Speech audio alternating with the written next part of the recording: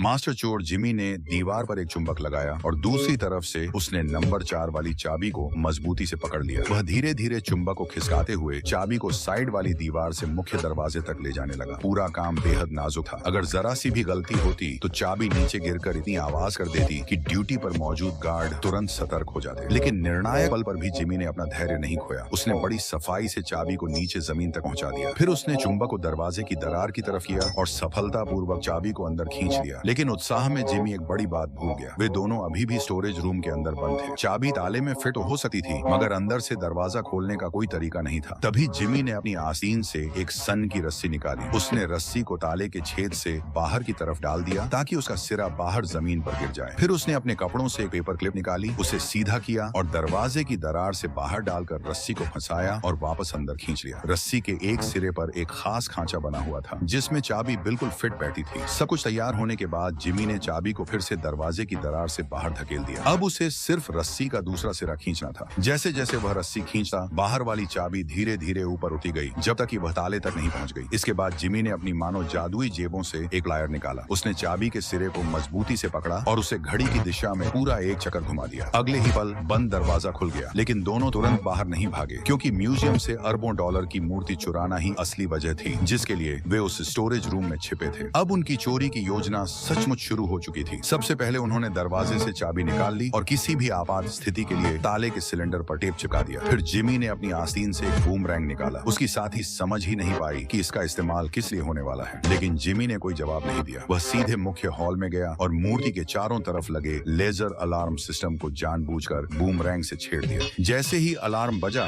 सारे गार्ड तुरंत सतर्क हो गए। जिमी फौरन वापस स्टोरेज रूम में घुस गया और लोहे के हुक से दरवाजा बंद कर दिया। कुछ ही देर में गार्ड हॉल में पहुंचे। उन्होंने देखा कि मूर्ति अपनी जगह पर सुरक्षित थी। सबने राहत की सांस ली और वापस अपनी पोस्ट पर लौट गए। लेकिन थोड़ी देर बाद जिमी ने वही चाल दोबारा चली। वह फिर हॉल में गया और बूमरैंग से एक बार फिर अलार्म चालू कर दिया। अलार्म सुनते ही गार्ड फिर से दौड़ पड़े, लेकिन इस बार भी मूर्ति अपनी जगह पर थी। अब सिक्योरिटी हेड पूरी तरह गुस्से से पागल हो चुका था। उसे यकीन हो गया कि अलार्म सिस्टम में खराबी आ चुकी है। वह उसका पावर सप्लाई बंद करने ही वाला था और यही तो जिमी चाहता था।